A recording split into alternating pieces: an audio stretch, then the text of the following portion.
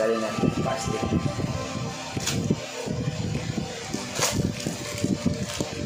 Ano ba ito?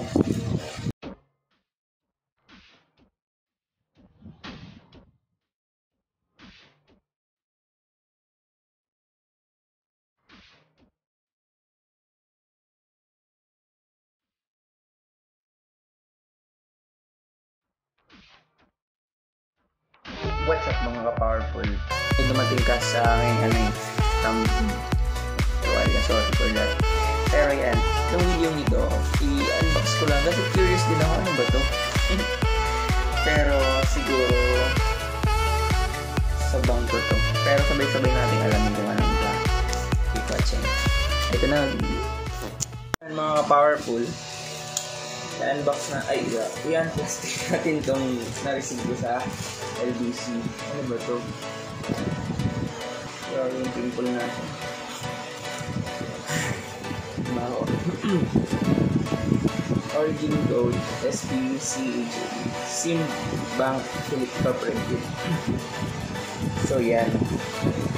Without further ado, tanggalin natin yung plastic.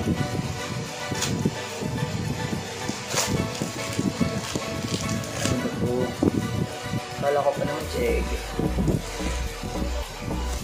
Meron na. Wala na to. Hindi na ako pangalan dito. Roy Salva. Tapos nakikita niya naman mga ka-powerful. Meron tayong sober. Yan.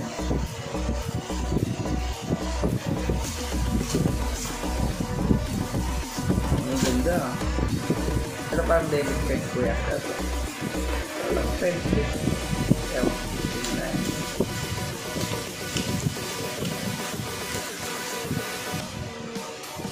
Simbank. You see, it's Simbank. How to deposit to your account. Debit card na. So yan.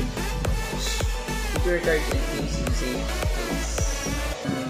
check your transactions history and Simbank regularly.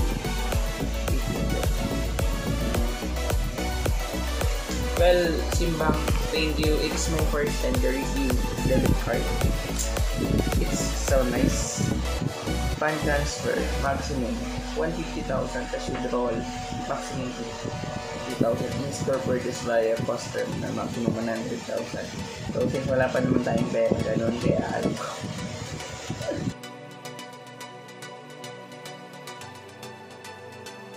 Talagang hindi aabot sa ganun.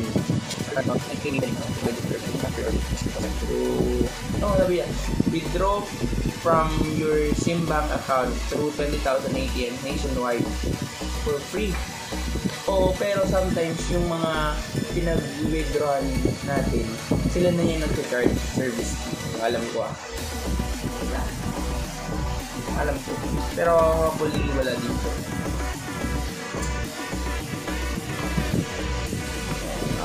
Ito na yung card. Kapakita ko na sa inyo. Ito yung pinaka-firm niya.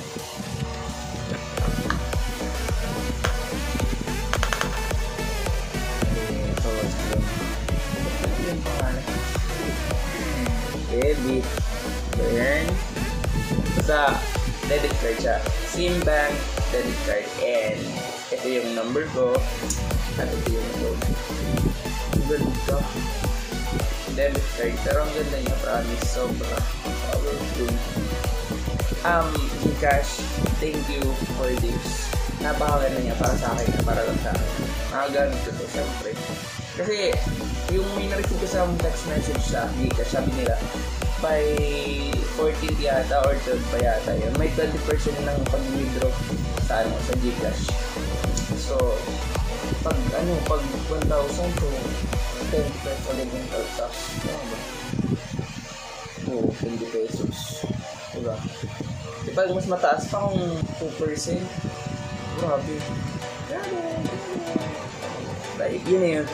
Well, guys, ito lang naman ang gusto kong i-share. Thanks very much for watching. Sana matapos. Speechless tayo na. Kagising ko lang kasi. Tata naman. Thanks guys again for watching. 5 minutes na. Bye-bye. Oo pala. Isusunod ko na pala dito sa video after nito yung kung paano ko siya na-avail. Ito. Hindi ko na-picture ko yung deliver pero nagpasalamat ako sa kanya. Thanks for delivering na at least meron akong card. Thank you. Okay. There we go. Yan. Sa Gcash natin, di ba may balance tayo? 0. May save money tayo dyan. Yung save money, yan yung savings account mo. Dito mo, ito yung mismong Simbank account natin. So, kung anong nakalagay yan, yun dapat yung makikita natin Simbank. Ngayon, kailangan lang natin ng Simbank application para makakuha tayo ng Simbank. Siyempre, kailangan din link yung Simbank mo sa Gcash mo. So, yung mga gusto magtanong, just comment down below, okay? And then, I'll show you. Ganito lang. So, dapat may Simbank application tayo. Yan, tapos naka-fingerprint lang ito kasi.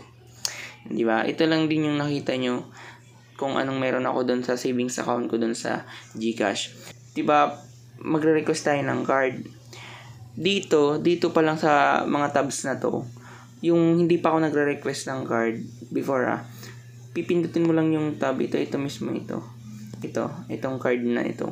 Tapos meron ditong request card for free.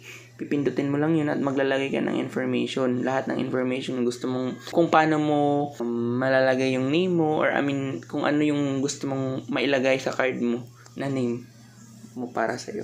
Siyempre, authentication. Yan.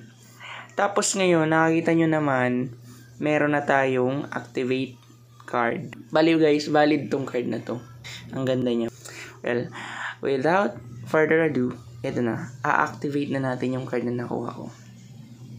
Para mag-sync siya. So, yan. Kailangan lang natin is ilagay daw yung last 4 digits. Kasi meron na siyang first 12 digits. Ano na, diba? So, lalagay mo lang yung code natin. Tapos, pag nalagay mo na, confirm mo na. Tingnan natin kung anong mangyari. Enter your new 6-digit transaction code. Ito yung every time na mag-withdraw ka. Tapos guys, before anything else, tandaan nyo yung pin natin ha. Pero mabilis nyo matandaan para siyempre hindi nyo makalimutan. Anyway, kapag nakalimutan nyo naman, marami namang option dito sa application na to. Pwede kayo mag-change password, lahat-lahat. As long as sa'yo mismo talaga yung account. Ganun lang. Yan. Di ba may pin na tayo? Check na natin yan.